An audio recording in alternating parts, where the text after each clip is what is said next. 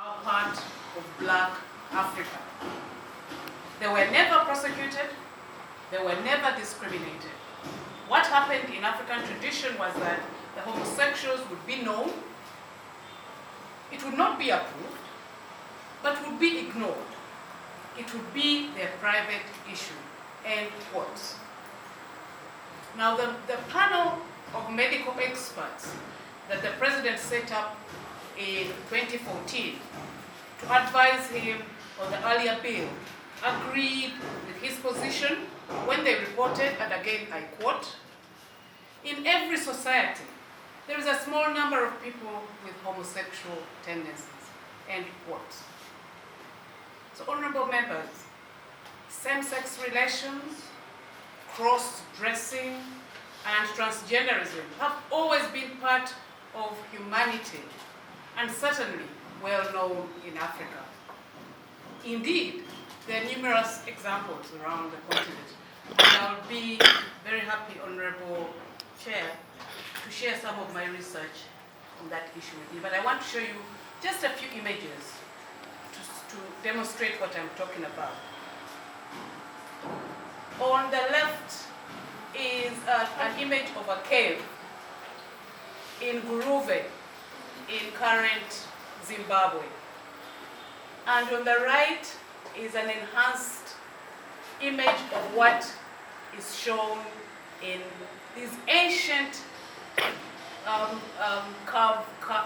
cave carvings, which depict men having sex with men. Nothing to do before, way before Europeans came here. Same-sex erotics in ancient Egypt depicted in ancient art.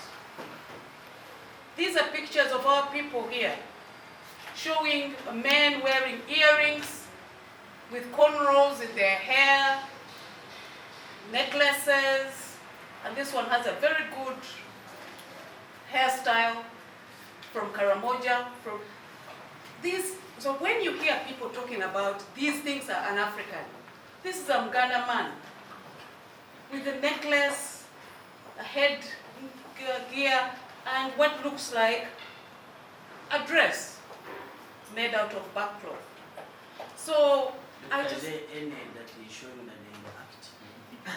No, because I'm talking about this Honorable Chair, because of clause 21D. 21D, if I can borrow you, which says a person commits the offense of homosexuality if the person holds out as a lesbian, gay, transgender, a queer, or any other sexual or gender identity that is contrary to the binary categories. So just their identity is being criminalized. That is my point.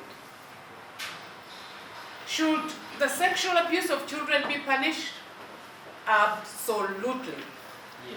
Should their recruitment in sexual acts be punished? Absolutely. Should rape be punished? Absolutely. Both heterosexual and homosexual abuse of children and sexual assaults must be punished in the harshest possible way. In fact, the Penal Code, as amended, deals with these issues very effectively. So does the Sexual Offences Bill, which this Parliament itself passed recently. All Ugandans agree that pedophiles have no place in a civilized society. But let's not make a mistake. Pedophilia and homosexuality is not the same thing. And it's well established, Honorable Chair and members of the committee, that the majority of pedophiles are heterosexual. So it is against our African ethos of Ubuntu, or Ubuntu as we call it in Uganda, when we legislate basically to disappear the identity of a section of our population, or when we penalize a victimless crime. However much we may hate their actions, however much we find them disgusting, we really cannot disappear our fellow citizens. In Long Walk to Freedom, Nelson Mandela condemned bigotry. discrimination and exclusion as non-African. Even though in the 60s, 50s, and 70s, he condemned homosexuality, as president, Nelson Mandela argued for inclusion and demarginalization, and indeed, South African Constitution became the very first one in the whole world to explicitly outlaw discrimination based on non-conforming sexualities. Honorable members, do not introduce sexual apartheid or McCarthyism in Uganda. Dr. Kabumba talked about McCarthyism. During the 1950s, American Senator Joseph McCarthy sowed fear and hatred by accusing several people of being communists, the most hated label that could be thrown at you during that time. Today we hear people are being bought, being thrown at people like us. The lives of politicians, authors, actors, scholars, journalists, name it, were shattered by a claim with no basis. Hundreds lost their jobs. They were ridiculed and condemned by their neighbors and friends. Some even committed suicide as a result. And that is what this law is going to do. I wish to end my very brief submission with a cautionary word to honorable members of this committee and of Parliament. Honorable Amama Mbabazi was the principal author of the Public Order Management Act in 2011. When he contested for presidency in 2016, it was his POMA that the government used to stop him from moving around the country and campaigning. Don't be surprised when this law comes back to haunt you one day. All it takes is a whispered accusation from a political rival to claim that you are gay or that you promote homosexuality. A few photoshopped pictures are enough to condemn you, not simply to a lost election, but to a monetary fine, to jail, and community shunning. So such mud that has a way of sticking, just like the mud of they are paid to do this. It has a way of sticking without any basis, but it sticks. And whether or not you are innocent does not matter. The damage will have been done. The anti-homosexuality bill is the perfect tool to end the political career of any one of you, whether you are or you're not LGBTQ+. Thank you. Now, on the issue of whether the majority of Ugandans, 95%, I don't know where that figure came from, are against homosexuality, and indeed it may be true. But the majority of Americans were against racial equality, and they were for segregation. I think in life, there are certain fundamental issues that cannot be put to a referendum.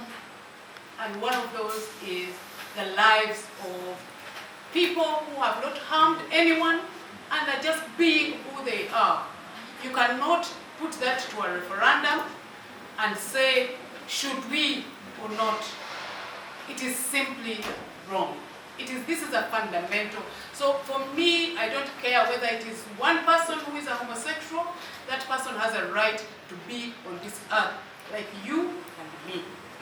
And I think it's an abuse of power to say that they don't have a right to exist, like this law is saying.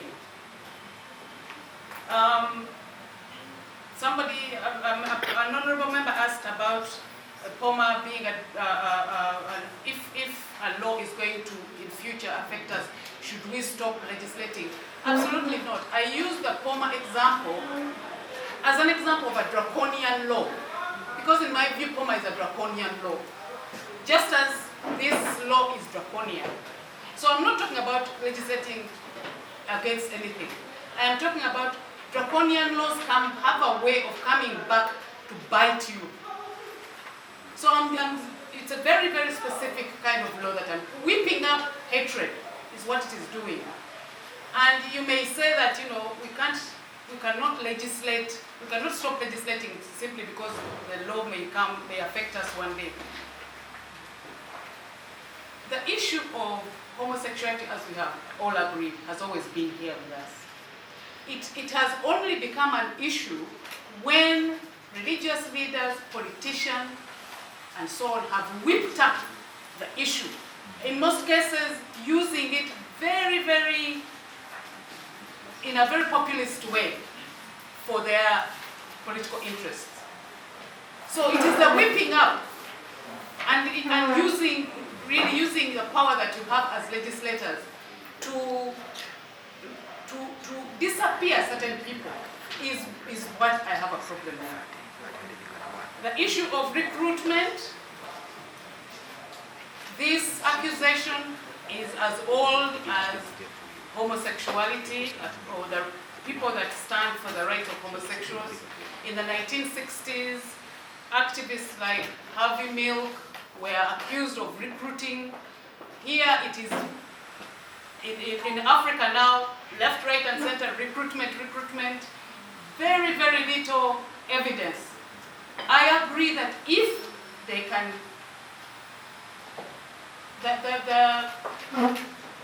the witness that you talked about that came here and talked about how he was recruited, I think his name is Elijah, when he was 12 and so on. The case went before court. It is currently in court. And you know why it has stagnated in court? Absolutely zero evidence from that witness. So this is something, it's a tool, a weapon that has always been used. They recruit, there's a lot of money. Any right-thinking Ugandan, I want you to give me one justification why homosexuals would want to take over the world. For what purpose? Why? Professor, please try to wrap up. Okay. Thank you. Somebody, an honorable member talked about procreation, that we are about, that we are put in earth, man and woman to procreate. So I want to ask them, are you about to criminalize Catholic priests and nuns out of existence?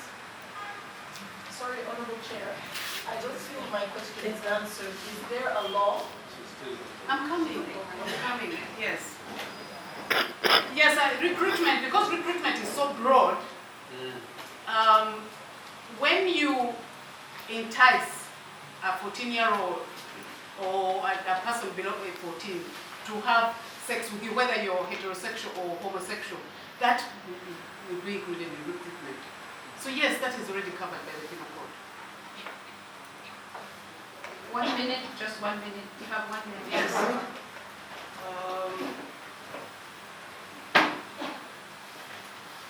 I also hand back to the Yes, chair. finally. Hand back to the chair. Finally, the issue that the Honorable asked about, why do I think that there's a fear, this fear of homosexuals, talking about, being in public, doing it in public when, when we have heterosexuals displaying in public on February 14th, Valentine's Day, why, he asked what's the fear of homosexuals? And, it's a very complex issue. I don't think we have the time here, but in brief, I think when the colonialists came here and introduced this strict binary notion that human beings can only fit in two neat little boxes, you're either male or female, when that doesn't reflect the reality. It was for a very good reason that these binary ways of thinking and having women remain at home to work, even if they work outside the home, the primary responsibility of looking after the home is theirs for free.